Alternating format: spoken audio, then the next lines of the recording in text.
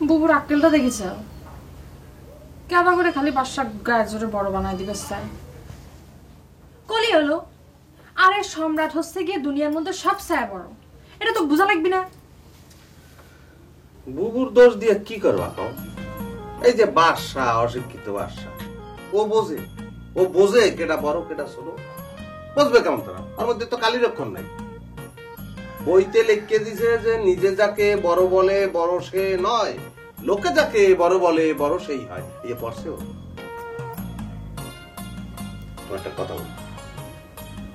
তুমি সবসময় আমার হাজ্যে গুজ্জে থাকতে পারো না কে আমি কি দেখতে খারাপ যে আমাকে সবসময় সাজগোজ করে থাকা লাগবে কে কুসুম তুই কি লজ্জা শরম একেবারে বেশি খাইছু এইরকম ঘরের মধ্যে খানি বসে গল্প শুরু করে দিছু ঘরের মধ্যে বসে কথা বলি পরে লজ্জা শরম চলে যায় সে কথা তো কিরা কয়েছে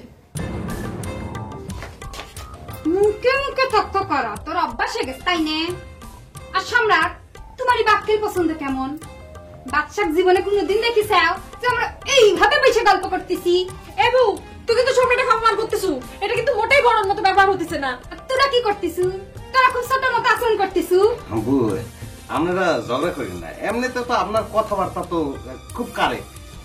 লেজ্জ কথা কন আপনি মানে আপনি যদি একটা অন্যায় কথাও কন সেটাই কিন্তু আমি সবসময় ঠিক মনে করি তাহলে বউ এখন আমি